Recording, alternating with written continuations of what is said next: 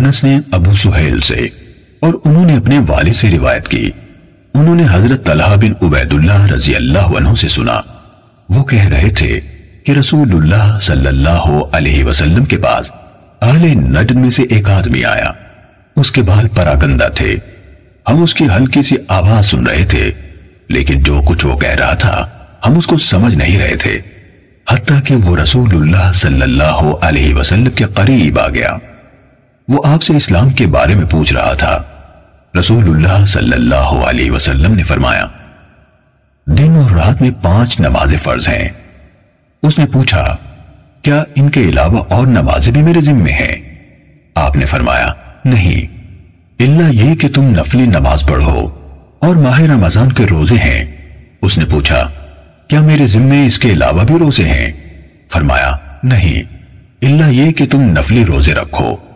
پھر رسول اللہ صلی اللہ علیہ وسلم نے اسے زکوٰۃ کے بارے میں بتایا تو اس نے سوال کیا، کیا میرے ذمے اس کے سوا بھی کچھ ہے؟ آپ صلی اللہ علیہ وسلم نے جواب دیا، نہیں، سوائے اس کے کہ تم اپنی مرضی سے نفلی صدقہ دو۔ حضرت طلحہ نے کہا، پھر وہ آدمی واپس ہوا تو کہہ رہا تھا، اللہ کی قسم، میں اس پر کوئی اضافہ کروں گا نہ اس میں کوئی کمی کروں گا۔ اس پر رسول اللہ صلی اللہ علیہ وسلم نے فرمایا، یہ فلاح پا گیا اگر اس نے سچ کر دکھایا۔ صحیح مسلم حدیث نمبر 100۔ اسماعیل بن جعفر نے ابو سہیل سے، انہوں نے اپنے والد سے، انہوں نے حضرت طلحہ بن عبید اللہ رضی اللہ عنہ سے، اور انہوں نے نبی صلی اللہ علیہ وآلہ وسلم سے مالک کی حدیث کی طرح روایت کی، سوائے اس کے کہ کہا، رسول اللہ صلی اللہ علیہ وسلم نے فرمایا، کامیاب ہوا اس کے باپ کی قسم اگر اس نے سچ کر دکھایا، یا فرمایا جنت میں داخل ہوگا اس کے باپ کی قسم اگر اس نے سچ کر دکھایا۔ صحیح مسلم حدیث نمبر 101۔ ہاشم بن قاسم ابو نضر نے کہا، ہمیں سلیمان بن مغیرہ نے ثابت کے حوالے سے یہ حدیث سنائی، انہوں نے حضرت انس بن مالک رضی اللہ عنہ سے روایت کی کہ ہمیں رسول اللہ صلی اللہ علیہ وسلم سے غیر ضروری طور پر کسی چیز کے بارے میں سوال کرنے سے روک دیا گیا، تو ہمیں بہت اچھا لگتا تھا کہ کوئی سمجھدار بادی نشی آپ کی خدمت میں حاضر ہو اور آپ سے سوال کرے اور ہم بھی جواب سنیں۔ چنانچہ ایک بدوی آیا اور کہنے لگا، اے محمد صلی اللہ علیہ وسلم، آپ کا قاصد ہمارے پاس آیا تھا، اس نے ہم سے کہا کہ آپ فرماتے ہیں اللہ تعالیٰ نے آپ کو رسول بنا کر بھیجا ہے۔ آپ نے فرمایا، اس نے سچ کہا۔ اس نے پوچھا، آسمان کس نے بنایا ہے؟ آپ نے جواب دیا، اللہ نے۔ اس نے کہا، زمین کس نے بنائی؟ آپ نے فرمایا، اللہ نے۔ اس نے سوال کیا، یہ پہاڑ کس نے گاڑے ہیں اور ان میں جو کچھ رکھا ہے کس نے رکھا ہے؟ آپ صلی اللہ علیہ وسلم نے فرمایا، اللہ نے۔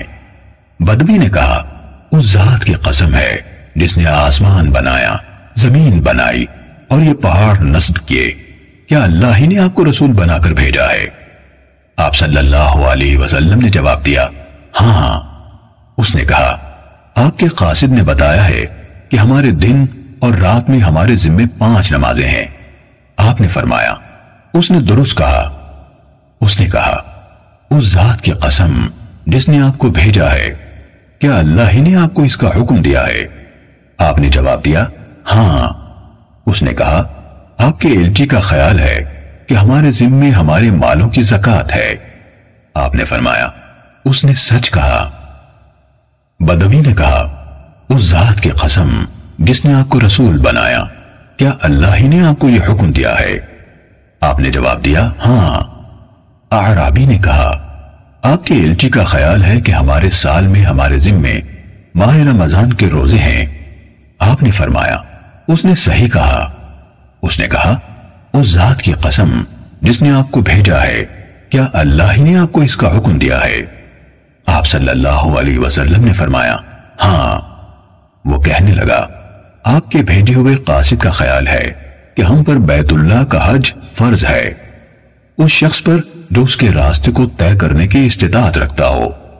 آپ صلی اللہ علیہ وسلم نے فرمایا، اس نے سچ کہا۔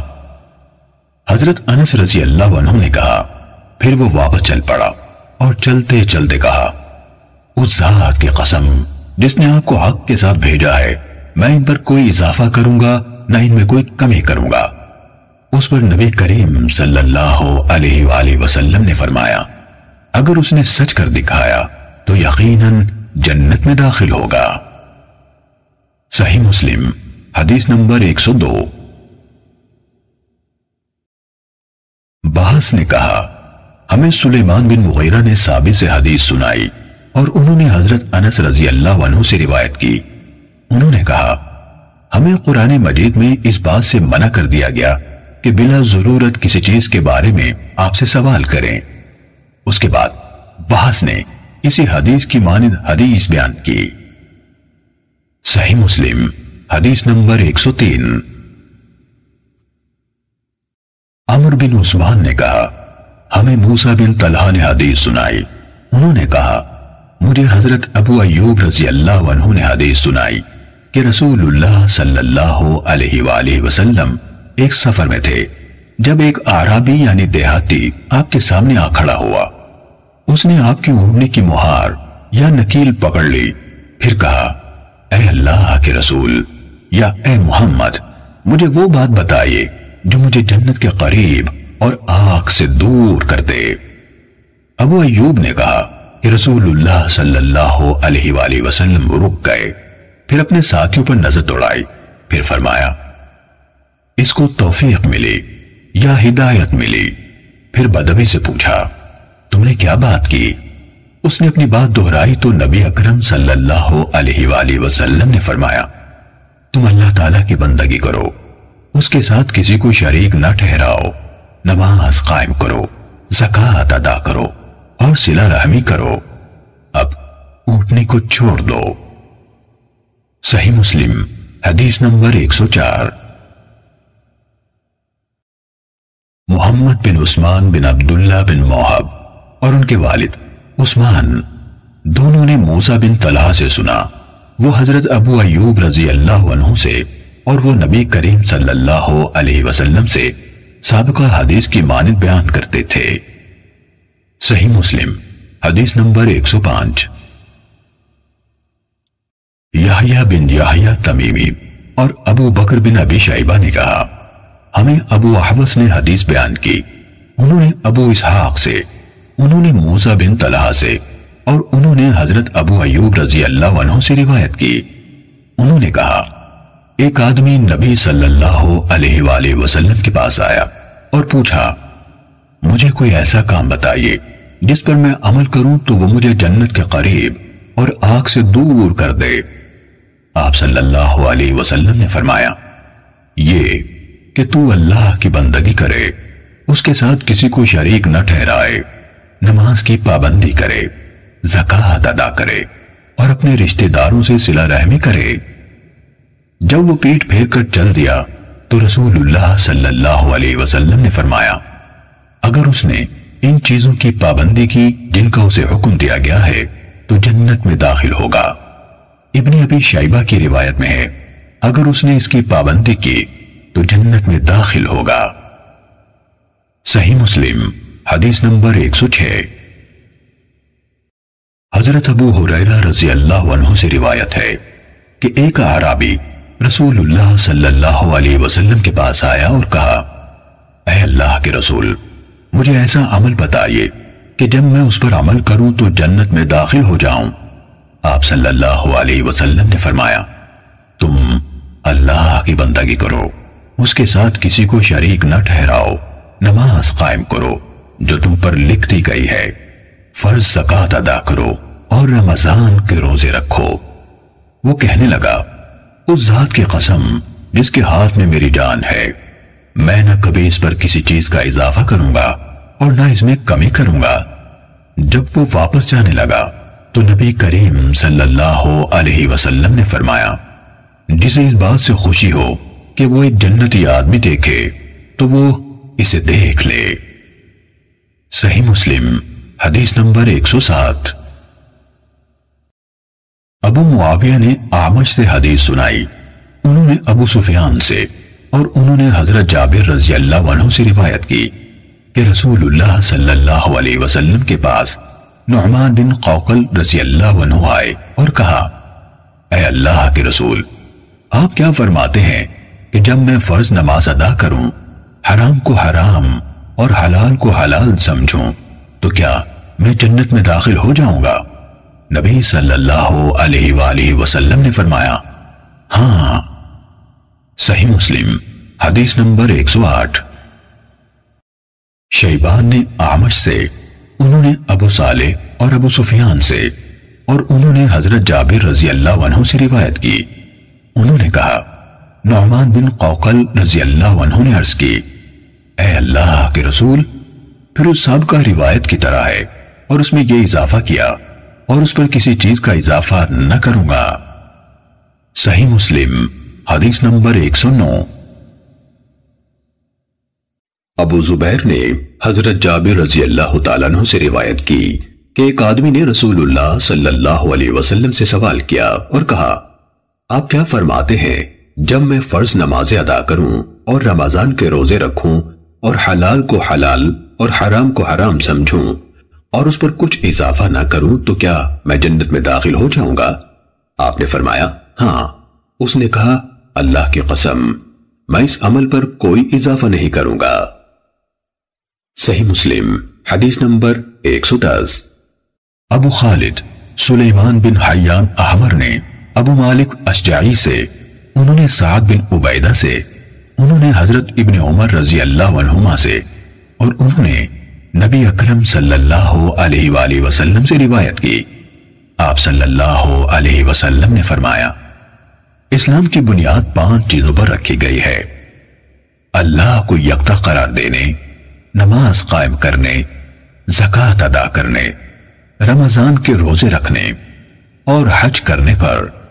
ایک شخص نے کہا کہ حج کرنے اور رمضان کے روزے رکھنے پر؟ ابن عمر رضی اللہ عنہ نے کہا، نہیں، رمضان کے روزے رکھنے اور حج کرنے پر۔ میں نے رسول اللہ صلی اللہ علیہ وآلہ وسلم سے یہ بات اسی طرح یعنی اسی ترتیب سے سنی تھی۔ صحیح مسلم حدیث نمبر 111۔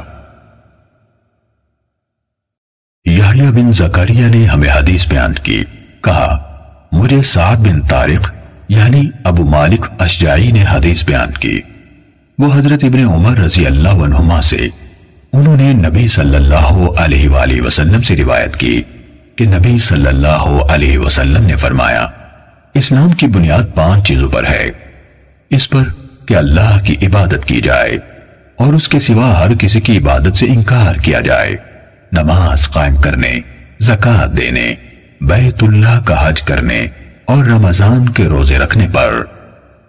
صحیح مسلم حدیث نمبر 112۔ عاصم بن محمد بن زید عبداللہ بن عمر نے اپنے والد سے حدیث بیان کی، کہا، حضرت عبداللہ بن عمر رضی اللہ عنہما نے کہا کہ رسول اللہ صلی اللہ علیہ وسلم نے فرمایا، اسلام کی بنیاد 5 رکنوں پر رکھی گئی ہے، اس حقیقت کی یعنی دل، زبان اور بعد میں ذکر کیے گئے بنیادی اعمال کے ذریعے سے گواہی دینا کہ اللہ تعالیٰ کے سوا کوئی معبود نہیں اور حضرت محمد صلی اللہ علیہ وسلم اس کے بندے اور اس کے رسول ہیں، نماز قائم کرنا، زکوٰۃ ادا کرنا، بیت اللہ کا حج کرنا اور رمضان کے روزے رکھنا۔ صحیح مسلم حدیث نمبر 113۔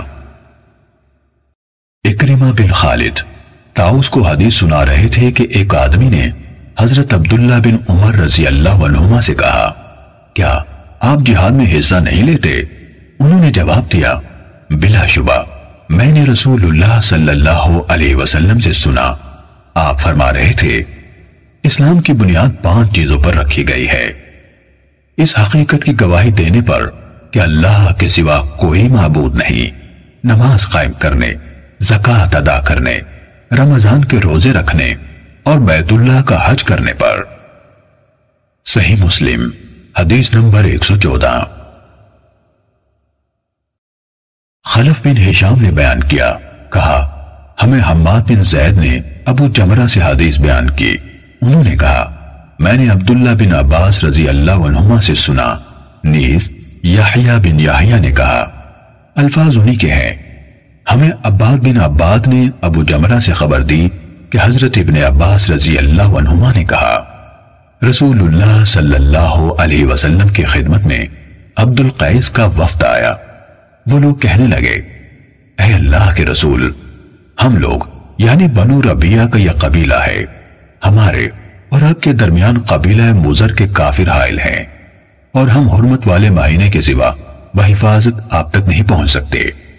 لہٰذا آپ ہمیں وہ حکم دیجیے جس پر خود بھی عمل کریں اور جو پیچھے ہیں ان کو بھی اس کی دعوت دیں.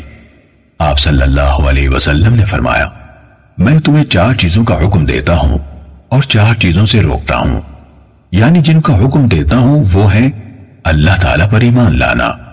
پھر آپ نے ان کے سامنے ایمان باللہ کی وضاحت کی. فرمایا اس حقیقت کی گواہی دینا کہ اللہ تعالیٰ کے سوا کوئی عبادت کے لائق نہیں اور محمد صلی اللہ علیہ وسلم بالیقین اللہ کے رسول ہیں. نماز قائم کرنا، زکوٰۃ ادا کرنا، اور جو مال غنیمت تمہیں حاصل ہو اس میں سے خمس یعنی 5واں حصہ ادا کرنا. اور میں تمہیں روکتا ہوں کدو کے برتن، سبز گھڑے، لکڑی کے اندر سے کھود کر بنائے ہوئے برتن اور ایسے برتنوں کے استعمال سے جن پر تارکول ملا گیا ہو. خلف نے اپنی روایت میں یہ اضافہ کیا اس سچائی کی گواہی دینا کہ اللہ تعالیٰ کے سوا کوئی عبادت کے لائق نہیں. اسے انہوں نے انگلی کے اشارے سے 1 شمار کیا. صحیح مسلم حدیث نمبر 115. شعبہ نے ابو جمرہ سے حدیث بیان کی. انہوں نے کہا میں حضرت عبداللہ بن عباس رضی اللہ عنہما اور دوسرے لوگوں کے درمیان ترجمان تھا. ان کے پاس ایک عورت آئی. وہ ان سے گھڑے کی نبیذ کے بارے میں سوال کر رہی تھی تو حضرت ابن عباس رضی اللہ عنہما نے جواب دیا رسول اللہ صلی اللہ علیہ وسلم کی خدمت میں عبد القیس کا وفد آیا. رسول اللہ صلی اللہ علیہ وسلم نے پوچھا یہ کون سا وفد ہے یا فرمایا یہ کون لوگ ہیں؟ انہوں نے کہا ربیہ قبیلہ سے ہیں. فرمایا اس قوم یا وفد کو خوش آمدید جو رسوا ہوئے نہ نادم. ابن عباس رضی اللہ عنہما نے کہا ان لوگوں نے عرض کی اے اللہ کے رسول، ہم لوگ آپ کے پاس بہت دور سے آتے ہیں. ہمارے اور آپ کے درمیان مضر کے کافروں کا یہ قبیلہ حائل ہے. ہم کسی حرمت والے مہینے کے سوا آپ کے پاس نہیں آ سکتے. آپ ہمیں فیصلہ کن بات بتائیے جو ہم اپنے گھروں میں پیچھے لوگوں کو بھی بتائیں اور اس کے ذریعے سے ہم جنت میں داخل ہو جائیں. ابن عباس رضی اللہ عنہما نے بتایا آپ نے ان 4 باتوں کا حکم دیا اور 4 چیزوں سے روکا. آپ نے ان کو اکیلے اللہ تعالیٰ پر ایمان لانے کا حکم دیا اور پوچھا جانتے ہو صرف اللہ پر ایمان لانا کیا ہے؟ انہوں نے کہا اللہ اور اس کے رسول ہی زیادہ جاننے والے ہیں.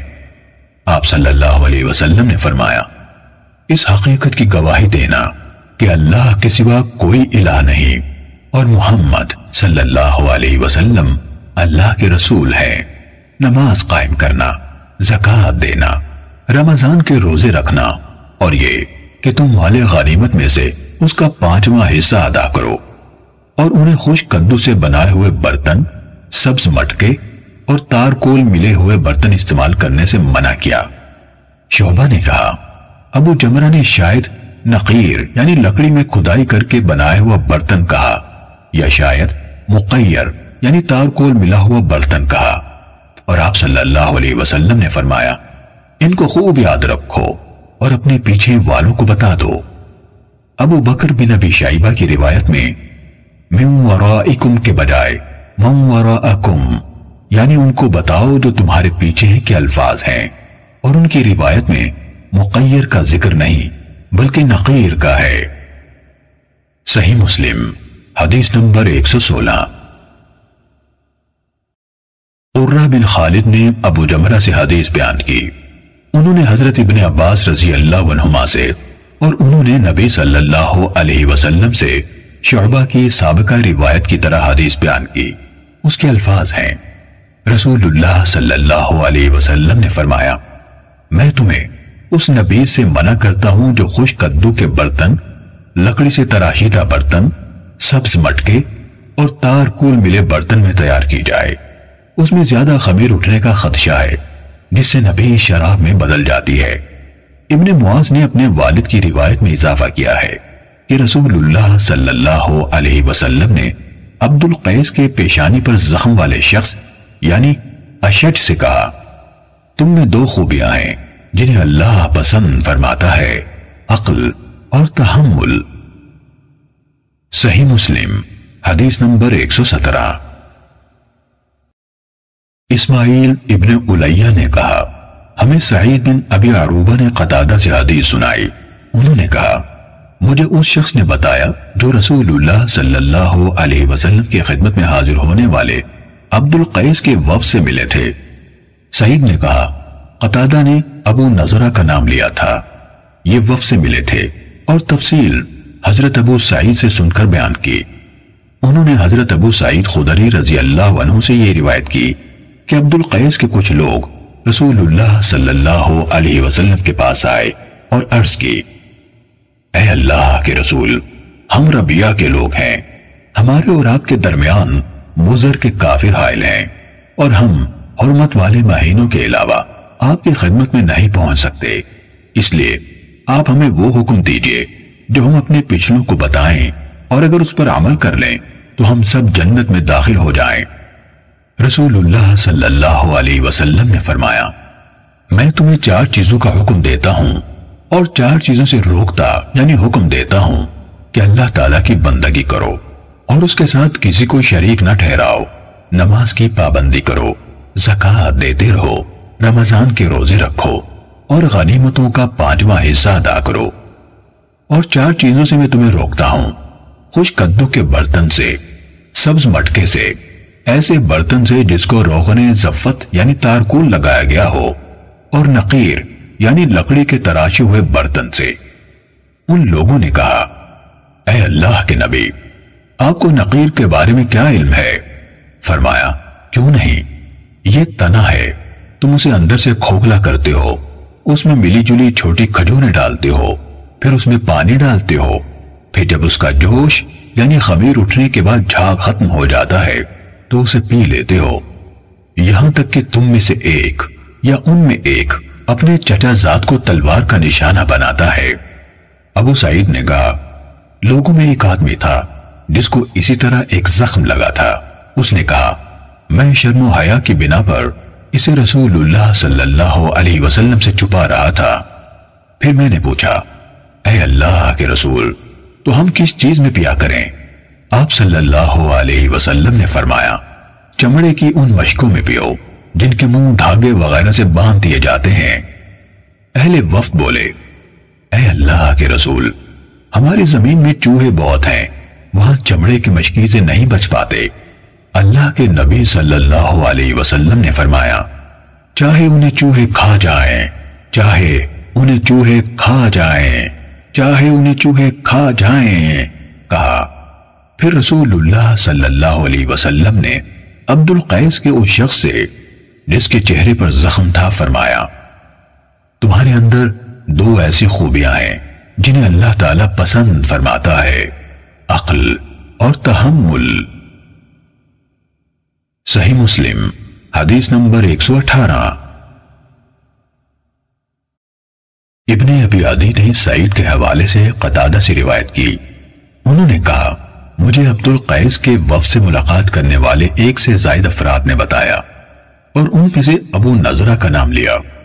ابو نضرہ نے حضرت ابو سعید خدری رضی اللہ عنہ سے روایت کی کہ جب عبد القیس کا وفد رسول اللہ صلی اللہ علیہ وسلم کی خدمت میں حاضر ہوا، پھر ابن علیہ کی حدیث کے مانند روایت بیان کی، البتہ اس میں یہ الفاظ ہیں، تم اس میں ملی جلی کھجوریں، عام کھجوریں اور پانی ڈالتے ہو۔ اور ابن ابی عدی نے اپنی روایت میں یہ الفاظ ذکر نہیں کیے کہ سعید نے کہا یا آپ صلی اللہ علیہ وسلم نے فرمایا کچھ کھجوریں ڈالتے ہو۔ صحیح مسلم حدیث نمبر 119۔ ابو قزعہ نے خبر دی کہ ابو نضرہ نے انہیں اور حسن دونوں کو خبر دی کہ حضرت ابو سعید خدری رضی اللہ تعالیٰ عنہ نے انہیں ابو نضرہ کو بتایا کہ جب عبد القیس کا وفد اللہ کے نبی صلی اللہ علیہ وسلم کے پاس آیا تو انہوں نے کہا، اے اللہ کے نبی، ہمیں اللہ تعالیٰ آپ پر قربان کرے، پینے کی چیزوں میں سے ہمارے لیے کون سی صحیح ہیں؟ آپ نے جواب دیا، کھوکھلی کی ہوئی لکڑی کے برتن یعنی نقیر میں نہ پیو۔ وہ کہنے لگے، اے اللہ کے نبی، اللہ تعالیٰ ہمیں آپ پر نثار کرے، کیا آپ یہ بھی جانتے ہیں کہ نقیر کیا ہے؟ فرمایا، ہاں، درخت کا تنا جس کو درمیان سے کھوکھلا کر لیا جاتا ہے۔ اسی طرح خشک کدو کے برتن اور سبز گھڑے میں نہ پیو، البتہ منہ بندھے ہوئے مشکیزوں کو اپنا لو۔ صحیح مسلم حدیث نمبر 120۔ ابو بکر بن ابی شیبہ، ابو قریب اور اسحاق بن ابراہیم سب نے وقیع سے حدیث سنائی۔ ابو بکر نے کہا، وقیع نے ہمیں زکریا بن اسحاق سے حدیث سنائی۔ انہوں نے کہا، مجھے یحییٰ بن عبداللہ بن صیفی نے ابو معبد سے حدیث سنائی۔ انہوں نے سیدنا ابن عباس رضی اللہ عنہما سے اور انہوں نے حضرت معاذ بن جبل رضی اللہ عنہ سے روایت کی۔ ابو بکر نے کہا، بعض اوقات وقیع کہا ابن عباس رضی اللہ عنہما سے مروی ہے کہ حضرت معاذ رضی اللہ عنہ نے کہا، مجھے رسول اللہ صلی اللہ علیہ وسلم نے بھیجا اور فرمایا، تم اہل کتاب کے قوم کے پاس جا رہے ہو، انہیں اس کی گواہی دینے کی دعوت دو کہ اللہ کے سوا کوئی معبود نہیں اور میں اللہ کا رسول ہوں۔ اگر وہ اس میں تمہاری اطاعت کریں تو انہیں بتانا کہ اللہ تعالیٰ نے ان پر ہر دن رات میں 5 نمازیں فرض کی ہیں۔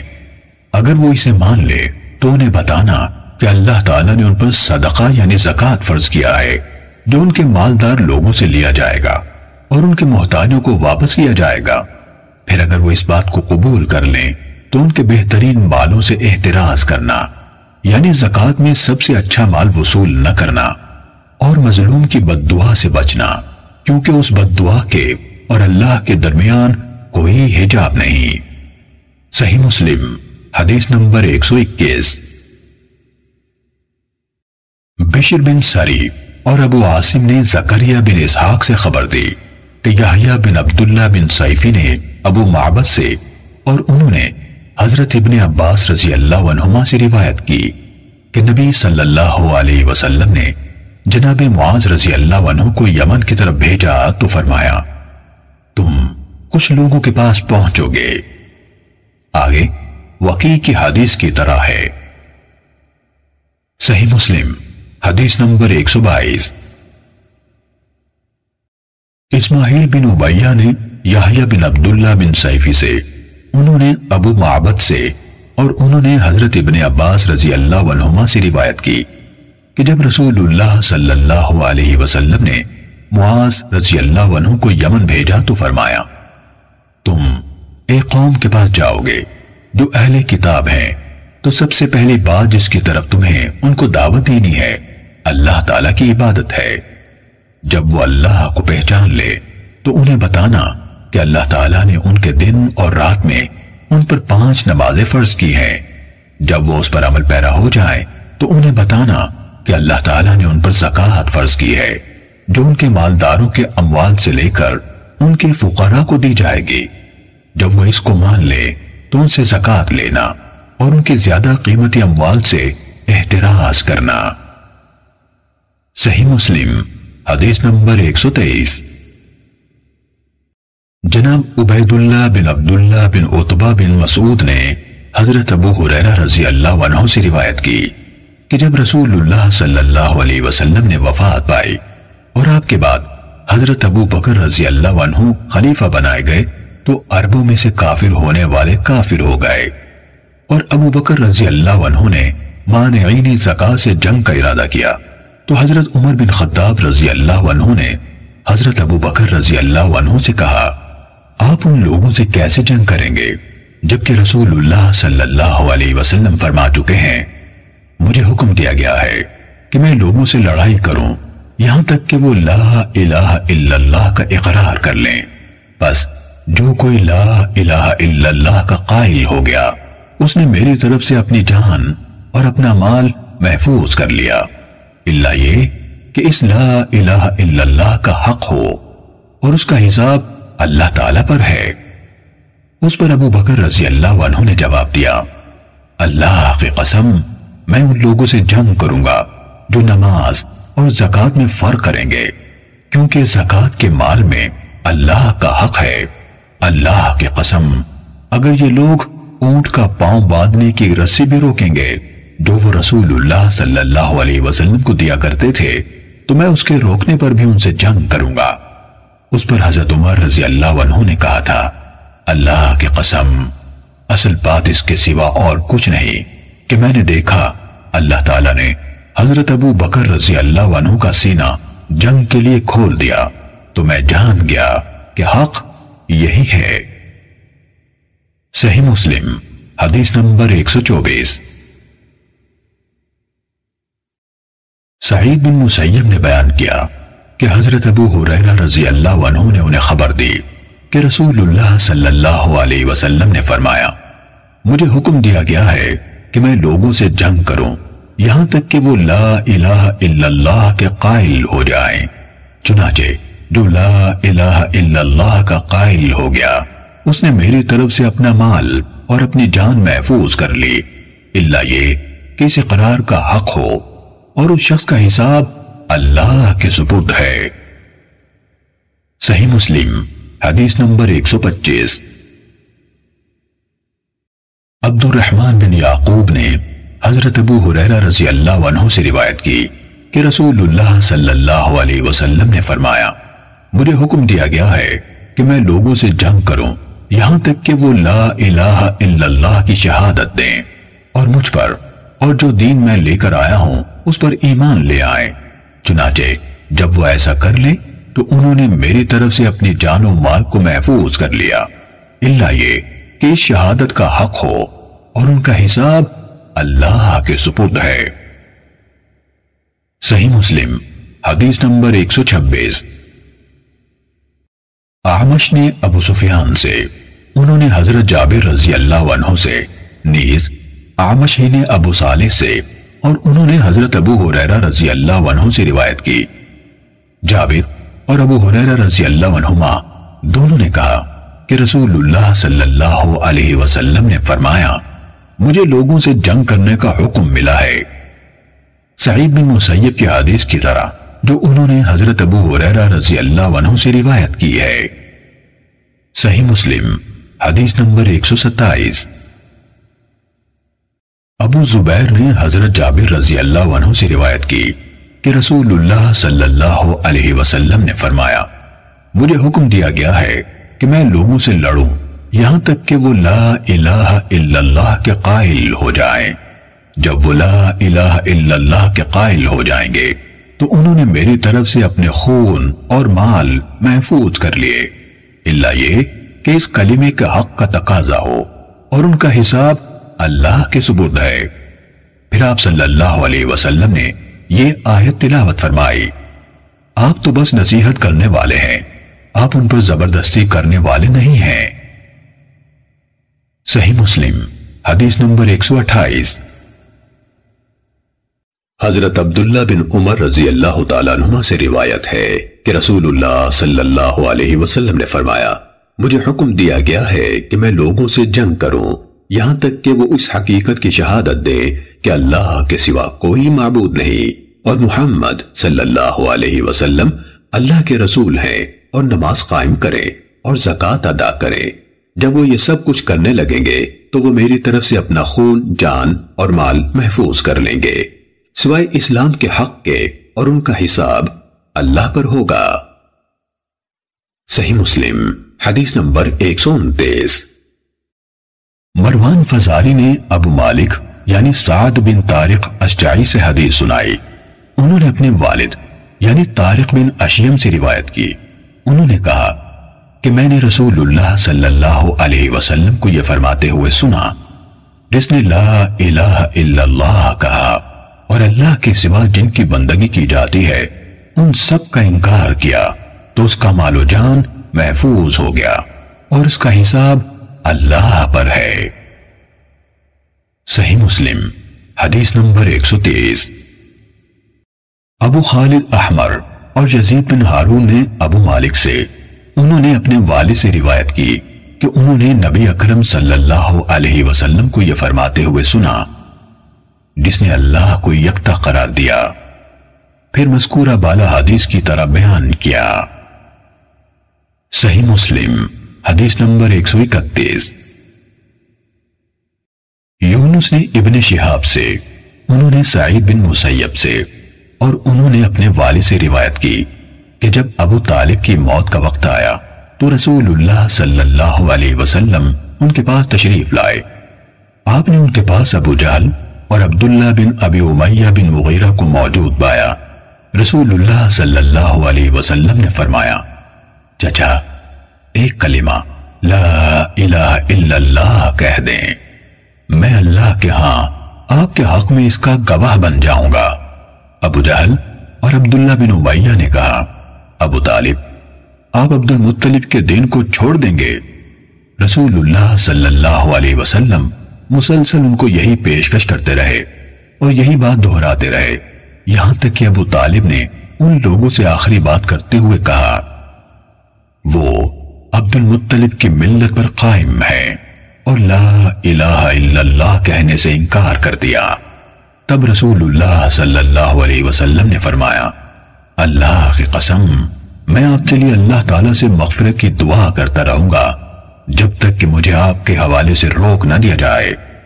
اس پر اللہ تعالیٰ نے یہ آیت نازل فرمائی، نبی اور ایمان لانے والوں کے لیے جائز نہیں کہ مشرکین کے لیے مغفرت کی دعا کریں، خواہ وہ ان کے رشتہ دار ہی کیوں نہ ہو، جبکہ ان کے سامنے واضح ہو چکا کہ وہ یعنی مشرکین جہنمی ہیں۔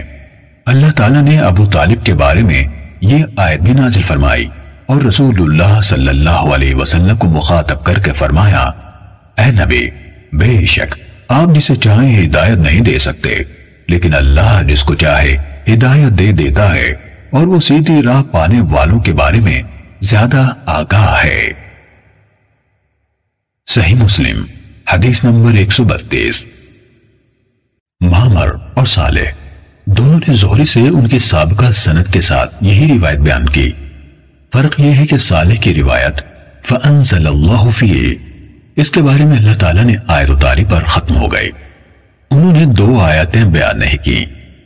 انہوں نے اپنی حدیث میں یہ بھی کہا کہ وہ دونوں یعنی ابو جہل اور عبداللہ بن ابی امیہ یہی بات دہراتے رہے۔ معمر کی روایت میں المقالۃ یعنی بات کے بجائے الکلمہ یعنی کلمہ ہے، وہ دونوں ان کے ساتھ لگے رہے۔ صحیح مسلم حدیث نمبر 133۔ مروان بن یزید سے جو کیسان کے بیٹے ہیں حدیث سنائی، انہوں نے ابو حازم سے، انہوں نے حضرت ابو ہریرہ رضی اللہ عنہ سے روایت کی، کہا رسول اللہ صلی اللہ علیہ وسلم نے اپنے چچا کی موت کے وقت ان سے کہا، لا الہ الا اللہ کہہ دیں، میں قیامت کے دن آپ کے لیے اس کے بارے میں گواہی دوں گا، لیکن انہوں نے انکار کر دیا، کہا اس پر اللہ تعالیٰ نے یہ آیت اتاری، انک لا تہدی من احببت، بے شک آپ جسے چاہیں راہ راست پر نہیں لا سکتے، آیت کے آخر تک۔ صحیح مسلم حدیث نمبر 134۔ یحییٰ بن سعید نے کہا ہمیں یزید بن کیسان نے حدیث سنائی، اس کے بعد مذکورہ سند کے ساتھ حضرت ابو ہریرہ رضی اللہ عنہ سے روایت ہے کہ رسول اللہ صلی اللہ علیہ وسلم نے اپنے چچا سے فرمایا، لا الہ الا اللہ کہہ دیجئے، میں قیامت کے دن آپ کے لیے اس کے بارے میں گواہ بن جاؤں گا۔ انہوں نے جواب میں کہا، اگر مجھے یہ ڈر نہ ہوتا کہ قریش مجھے آر دلائیں گے، یعنی کہیں گے کہ اسے موت کی گھبراہٹ نے اس بات پر آمادہ کیا ہے، تو میں یہ کلمہ پڑھ کر تمہاری آنکھیں ٹھنڈی کر دیتا۔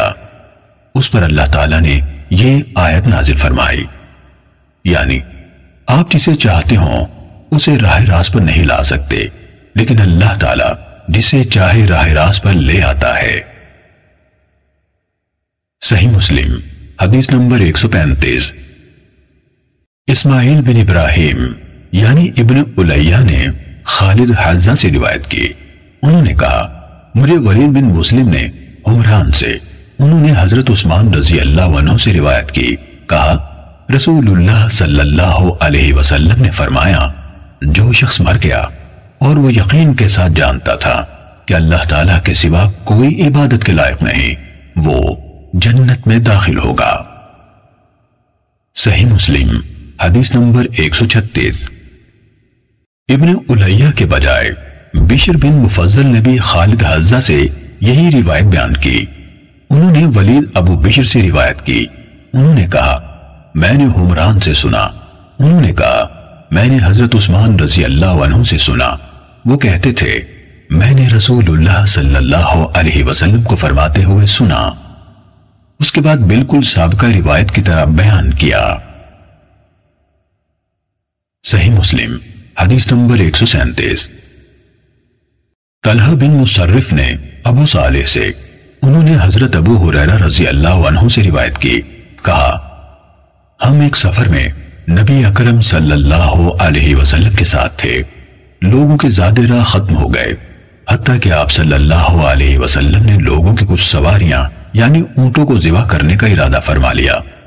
اس پر عمر رضی اللہ عنہ کہنے لگے، اللہ کے رسول، لوگوں کا جو زیادہ راہ بچ گیا ہے اگر آپ اسے جمع فرما لیں اور اللہ تعالیٰ سے اس پر برکت کی دعا فرمائیں تو بہتر ہوگا۔ کہا آپ صلی اللہ علیہ وسلم نے ایسا ہی کیا۔ گندم والا اپنی گندم لایا اور کھجور والا اپنی کھجور لایا۔ طلحہ بن مصرف نے کہا، مجاہد نے کہا جس کے پاس گٹھلیاں تھے وہ گٹھلیاں ہی لے آیا۔ میں نے مجاہد سے پوچھا گٹھلیوں کا لوگ کیا کرتے تھے؟